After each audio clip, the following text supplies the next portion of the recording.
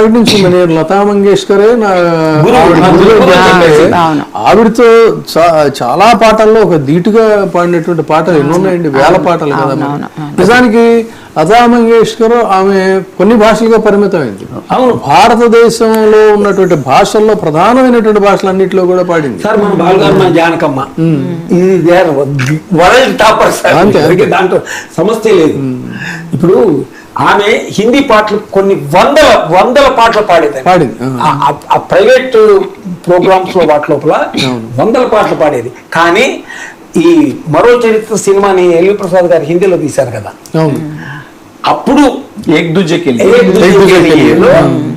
ఆమె పాడి మొత్తం భారత జాతిని సమూహం చేసి పాడేసి లక్ష్మీకాంత్ ప్యారేలాల్. అలాగే మన జయసుదాస్ గారు సౌత్ ఇండియన్ కదా, ఆయనకు ఒక హిందీ పిక్చర్ లోపల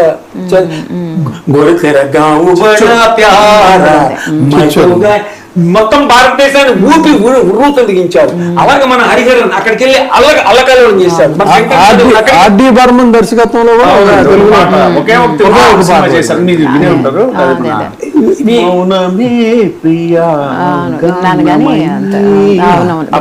పాడారండి.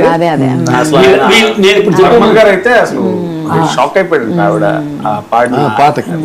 వీళ్ళందరికీ తల్లి లాంటిది, గురువు లాంటిది, ఆదర్శనీయురాలు సార్ అసలు జానకమ్మ. వీళ్ళందరికీ ఇప్పుడు వచ్చిన హరిహరన్ గారు, శంకర్ మహాదేవన్ గారు అక్కడ అసలు వీళ్ళందరికీ కూడా షీజ్ లైక్ ఏ మదర్. అసలు ఆమెను గౌరవించిన వాళ్ళు కానీ, ఆమె కాళ్ళకు మొక్కల వాళ్ళు కానీ, ఆమె ఆశీస్సులు తీసుకొని సింగర్స్ కానీ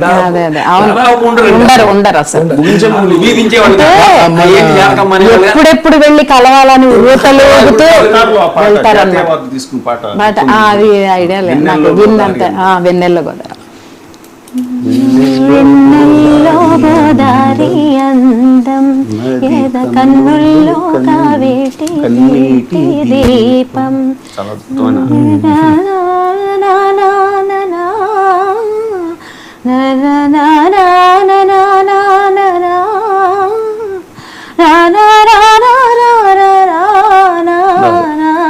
వెన్నెల్లో గోదారి అందం.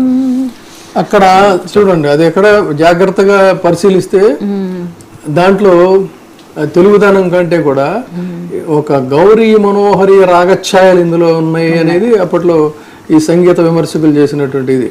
అందుకని అక్కడి నుంచి మారిపోతుంది తెలుగుదనం కంటే కూడా, మన అంటే కర్ణాటక రాగానికంటే కూడా అది అటు మారుతుంది. చాలా ఆ పాటలో చాలా వేరియేషన్స్.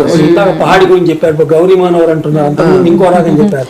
సో జానకమ్మ గారు తప్పకుండా మిమ్మల్ని బ్లెస్ చేస్తారు. తెలిసి రాగలక్షణాలు, రాగఛాయలు, రస పట్లు తెలియకుండా మనం ఏదో ప్రోగ్రామ్ గంట ప్రోగ్రామ్ చేయాలి కాబట్టి కాకుండా తెలిసి రామచింతన చేస్తే, జానకమ్మ చింతన చేస్తున్నారు కాబట్టి సరే. చివరిగా ఆఠాణా రాగంలో బాల కనకమయ్య చేయాల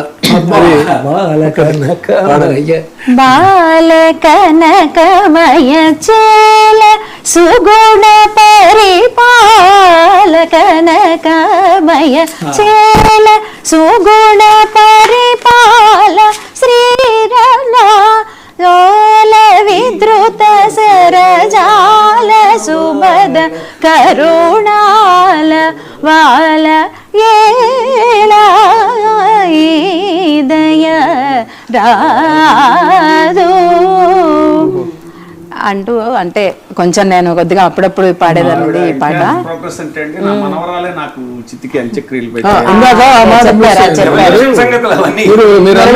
మురళి గారి డాక్టర్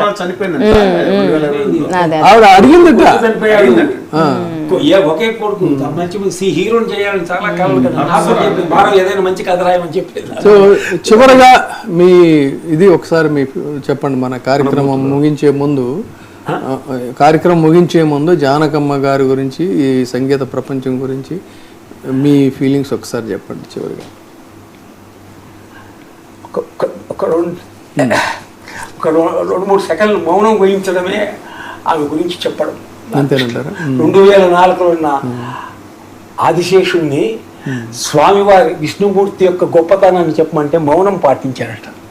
ఏంటయ్యా మౌనం పాడి చెప్పమంటే, లేదు ఆ స్వామిని గురించి చెప్పడానికి మౌనమేవ సాధనం, ఒక్క మౌనమే అన్నట్టుగా ఎంతసేపు మాట్లాడుకున్నాం. కానీ మీరు అడిగిన ఆ చివరి ప్రశ్న ఆమె గురించి కొంచెం ఏంటి చెప్పడం అక్కడ, మీరు పాటలో చెప్పండి. మౌనమే చివరి వాడి అంతే. ఆయన మాటలో చెప్పారు. ఫేమస్ అయిన పాట ఆవిడ పాట, ఒక్క పాటతోటి మనం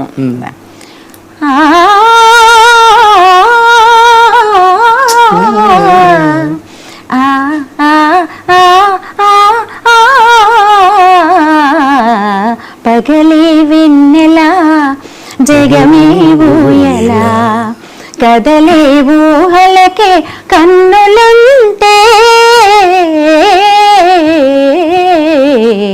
పగలే వెన్నెలా జగమే ఊయలా నింగిలోన చందమామ తుంగి చూచే నీటిలోన కలువ భామ పొంగిపోచే ఈ అనురాగమే జీవన రాగమై నదిలో పూల జల్లు కురిసిపోదా పగలే వెన్నెలా జగమే ఊయలా కదలే ఊహలకే కన్నులుంటే పగలే వెన్నెలా. ఈ పాట పాడుతుంటే నాకు ఒక్క ఫైనల్గా ఒకటి వచ్చింది.